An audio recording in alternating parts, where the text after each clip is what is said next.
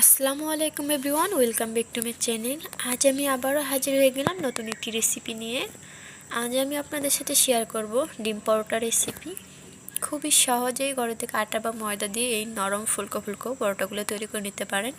তো আশা করি আজকের রেসিপি আপনাদের অনেক ভালো লাগবে। তো চলুন কথা না বাড়ি রেসিপিটি দেখে নেই। প্রথমে কিন্তু আমি এখানে 4 কাপ দিয়ে মেপে 2 কাপ আটা নিয়েছি, আর এখানে দিয়ে দিলাম কিছু কালি জিরা আর স্বাদ মতো লবণ। তো শুকনো উপকরণগুলো হাতের সাহায্যে একটু মিক্স করে নেব। তো এখানে আমি সামান্য একটু তেল নিয়ে আবারও ভালো করে মিক্স করে নিচ্ছি। তো এরপর যে একটু সময় ধরে এই আটাগুলো এভাবে একটু হাতের সাহায্যে ঘষে ঘষে নিতে হবে। তো এটা আমি কিন্তু একদম ভালো করে মিক্স করে নিয়েছি। এরপর যে আমি এখানে পানি দিয়ে দেব। তো একেবারে পানিটা দিতে যাবে না, একটু একটু করে পানি দিয়ে একটা ডো তৈরি করে নেব।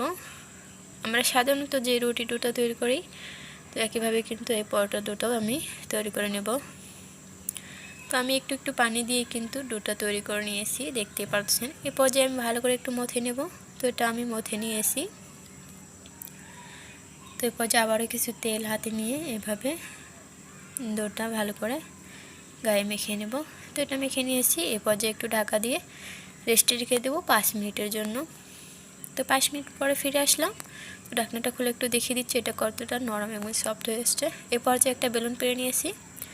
তো এখানে প্রথমে আটার ডোটা নিয়ে ভালো করে একটু ডলে নেব। তো প্রথমে আমি কিন্তু এভাবে একটা রোল করে নিয়েছি। এখান থেকে লেচি কেটে নেব। তো এখানে আমি লেচিগুলো কেটে নিয়েছি। তো একটা লেচি রেখে বাদ বাকিগুলো এক সাইডে রেখে দিয়েছি। তো একটা লেচি আমি নিয়ে ভালো করে এভাবে হাতের সাহায্যে গড়িয়ে নেব। আর এরপর যে সামান্য একটু আটা দিয়ে এভাবে 2 পিসটে উল্টিয়ে নেব, আর এভাবে রুটি বেনে নেব। তো রুটিটা কিন্তু আমি বেলে নিচ্ছি, দেখতে পারতেছেন। তো রুটি তো সবাই বানাতে পারে মোটামুটি, কারো একটু বেঁকা হয় আবার কারোটা গোল হয়। তো কোনো সমস্যা নেই, আমারটাও কিন্তু একটু একটু বেঁকা হয়ে আসছে।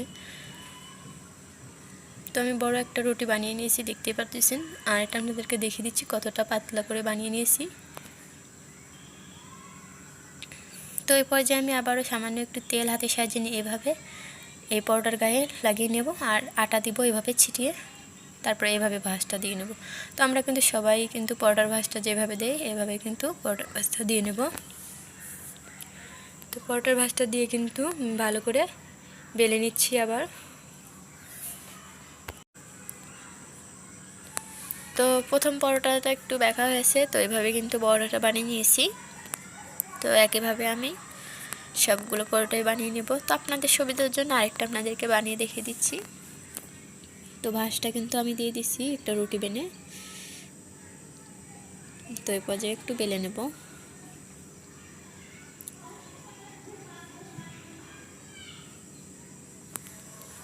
তো আমি কিন্তু এই তো পরোটাটা বানিয়ে নিয়েছি।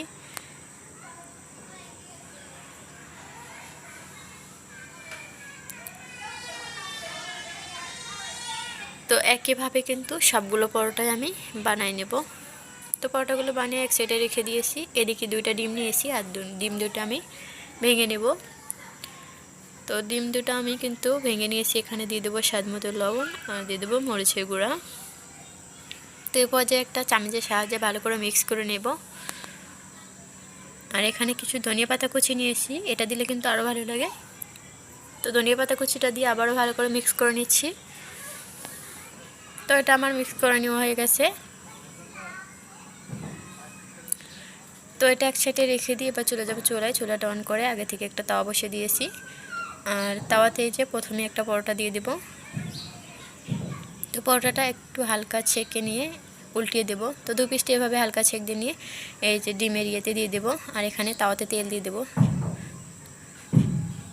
তো ডিমের মধ্যে কিন্তু আমি ওইভাবে উল্টিয়ে পাল্টিয়ে লাগিয়ে নিয়েছি, আর এভাবে তেলেতে দিয়ে ভালো করে ভেজে নেব উল্টিয়ে পাল্টিয়ে। তো দেখতে পাচ্ছেন ধীরে ধীরে কিন্তু এটা ফুলে আসতেছে, আর এই রুটিগুলো কিন্তু একদম বেলুনের মতন ফুলবে, দেখতে পারতেছেন একদম ফুলকো ফুলকো।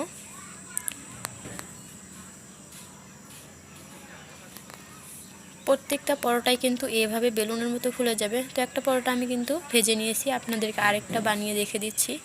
এতো প্রথমে আমি হালকা করে এভাবে 2 পিসে ছেঁকে নেব তাওয়াতে, তারপরে এইভাবে ডিমের ইয়েতে দিয়ে দেবো। তারপর ডিম থেকে উঠাই এভাবে তেলেতে দিয়ে আবারও উল্টিয়ে পাল্টিয়ে ভেজে নেব। তো দেখতেই পাচ্ছেন একদম কিন্তু বেলুনের মতো ফুলতে শুরু হয়েছে।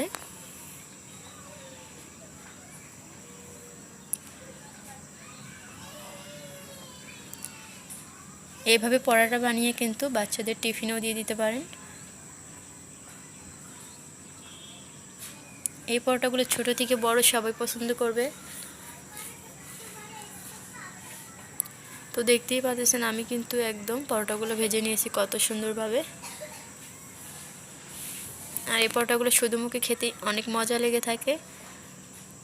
তো আপনাদেরকে আমি একটা পরোটা একটু ছিঁড়ে দেখিয়ে দিচ্ছি যেটা কতটা সুন্দর হয়ে আছে।